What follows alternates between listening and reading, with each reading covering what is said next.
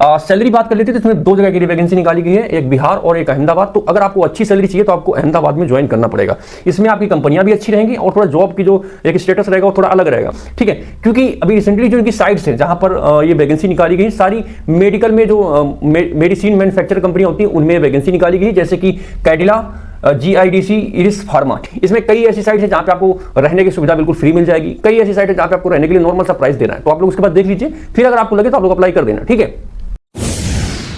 जय हिंद दोस्तों, अगर आप लोग घर में बेरोजगार बैठे हैं या फिर आप लोगों को कहीं पर जॉब नहीं मिल रही है और आपकी बहुत ही कम क्वालिफिकेशन है, केवल 10th पास है, तो आज का वीडियो आप लोग देख सकते हैं। क्योंकि आज के इस वीडियो में आप लोगों को एक ऐसी वैकेंसी के बारे में बताऊंगा जिसमें आप लोग बिना इफोर्ट लगाए नौकरी पा सकते हैं, ठीक है। इसलिए जो इंटेलिजेंट हैं, पढ़ने लिखने वाले बच्चे हैं, वो लोग इस वीडियो को ना देखें। ये वीडियो सिर्फ और सिर्फ उन लोगों के लिए जिनको अर्जेंट में जॉब की नीड है या फिर जिनको कहीं पर भी जॉब नहीं मिल रही है और उनकी क्वालिफिकेशन बहुत ही कम है, ठीक है।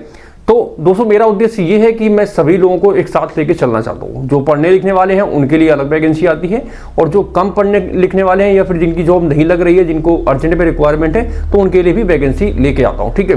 तो वैकेंसी बिल्कुल जेन्युइन है, आप लोग इस वैकेंसी में एप्लीकेशन कर सकते हैं, ठीक है। और आप लोग बहुत ही ईजिली एक जॉब पा सकते हैं, ठीक है। बशर्ते इसका जो सिलेक्शन प्रोसीजर है वो आपको पूरा करना पड़ेगा, इसका जो क्राइटेरिया है वो आपको पूरा करना पड़ेगा, ठीक है। तो रिसेंटली सिक्योरिटी की वैकेंसी निकाली गई है, और कंपनी की बात करें तो G4S कंपनी का नाम है। मैं आपको बता दूं, G4S सिक्योरिटी कंपनी एक प्राइवेट सिक्योरिटी कंपनी है जो कि इंडिया में कई बड़े बड़े ऐसे स्थान है जहां पर सिक्योरिटी देती है, चाहे वो बैंक हो, चाहे हॉस्पिटल हो, चाहे कोई पार्क हो, या फिर कोई इवेंट हो, है ना, या फिर कोई मॉल भी हो सकता है, या होटल हो सकता है। आपकी डिप्लॉयमेंट इन सभी जगहों में लगाई जा सकती है। इसके साथ ही साथ ये लोग इंडस्ट्री में, जैसे कोई मेडिकल फैक्ट्री होगी जहाँ पे दवाइयाँ बनती है, वहाँ पे आपकी एलोकेशंस लगाई जा सकती है ना। कोई लॉजिस्टिक की कंपनी है, वहाँ पे आपका डिप्लॉयमेंट लगाया जा सकता है, ठीक है। तो इसमें नॉर्मल सा काम रहता है, आपको सिक्योरिटी एंड गार्डिंग सर्विलांस वगैरह करना होता है, ठीक है। तो आप लोग देख सकते हैं, मैं आप लोगों को इस जॉब के लिए फोर्स नहीं करूंगा, मगर मेरा काम है आप लोगों को इन्फॉर्मेशन देना, ठीक है। अगर आपको चीजें समझ में आ जाए, लगे कि हाँ मुझे इसमें एप्लीकेशन करना चाहिए, तो आप लोग बेफिक्र होकर एप्लीकेशन कर सकते हैं, ठीक है। इसमें सिक्योरिटी गार्ड की वैकेंसी है। कंपनी मैंने आपको बता दिया G4S सिक्योरिटी कंपनी है। इसमें फ्रेशर्स और एक्स-सर्विसमैन दोनों के लिए वैकेंसी है। केवल मेल कैंडिडेट इसमें एप्लीकेशन कर सकते हैं, ठीक है। क्योंकि अभी रिसेंटली जो इनकी साइट्स है जहां पर ये वैकेंसी निकाली गई, सारी मेडिकल में जो मेडिसिन मैन्युफैक्चर कंपनियां होती हैं उनमें वैकेंसी निकाली गई, जैसे कि कैडिला, GIDC, इरिस फार्मा, ठीक है। ये सारी कंपनियां हैं जो दवाइयां वगैरह बनाती है। वहां पर आपकी जॉब लोकेशन या फिर जॉब ड्यूटी वगैरह रहेगी अगर आपका सिलेक्शन इसमें होता है तो, ठीक है। इसमें कई ऐसी साइट है जहां पे आपको रहने की सुविधा बिल्कुल फ्री मिल जाएगी, कई ऐसी साइट है जहां पे आपको रहने के लिए नॉर्मल सा प्राइस देना है। तो आप लोग उसके बाद देख लीजिए, फिर अगर आपको लगे तो आप लोग अप्लाई कर देना, ठीक है। इसमें आपके पास डॉक्यूमेंट्स में आधार कार्ड, पैन कार्ड और 10th का सर्टिफिकेट होना अनिवार्य है, ठीक है। उसके बाद अगर आपके पास पुलिस वेरिफिकेशन है तो अच्छी बात है, नहीं है तो आप लोग अप्लाई कर दीजिए। उसकी जो रसीद है या जो रिसिप्ट होती है उसको लगा के आप लोग इसमें काम अपना चला सकते हैं, ठीक है।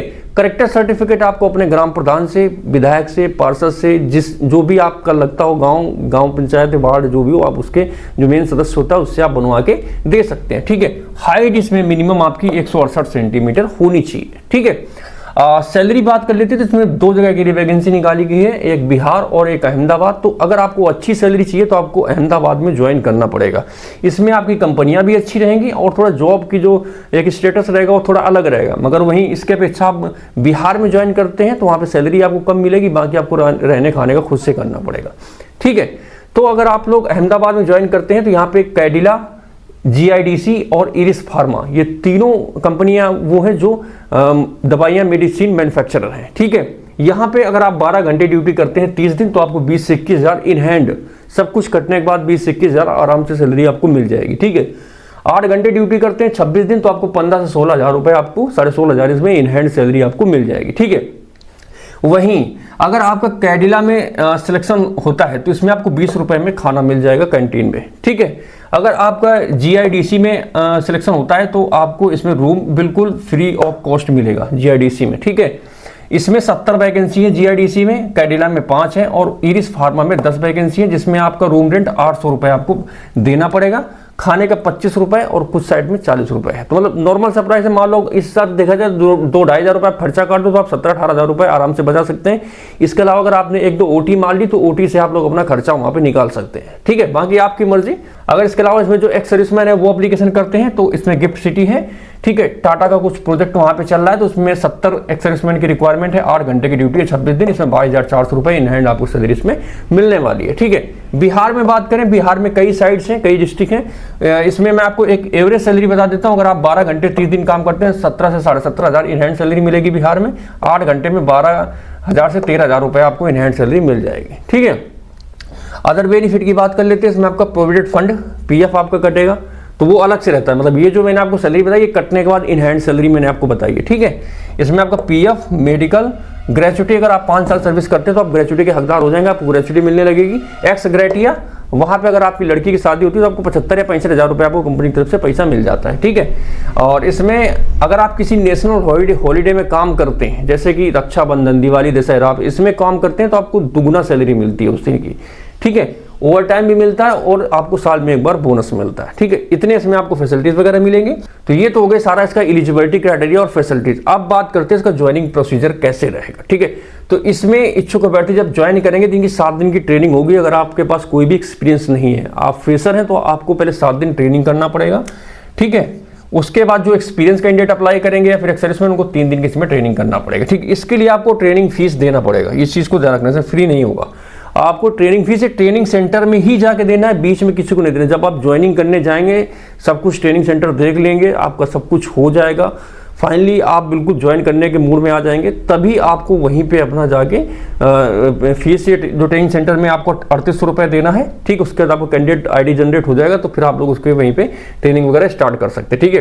तो 3800 रुपये आपका ट्रेनिंग सेंटर में ये देना है ज्वाइनिंग के समय, ठीक है। किसी को बीच में फोन पे या ऑनलाइन कहीं पे नहीं देना, खुद सेंटर पे ही जाके पे करना है। उसके बाद ये 2,000 रुपये आपके यूनिफॉर्म में कटते हैं, तो ये आपके सैलरी से कटेंगे, पहले और दूसरे महीने की सैलरी से 1,000 करके कटेंगे। उसके बाद अगर आप 1 साल यहाँ पे सर्विस करते हैं तो आपको ये 2,000 रुपये रिफंड मिल जाएंगे। तो टोटल आपका खर्चा इसमें 3800 रुपये का ही रहेगा, ठीक है। तो अब बात आती है कि जो लोग इसमें ज्वाइन करना चाहते हैं, जो इच्छुक अभ्यर्थी हैं, तो वो कैसे ज्वाइन करेंगे।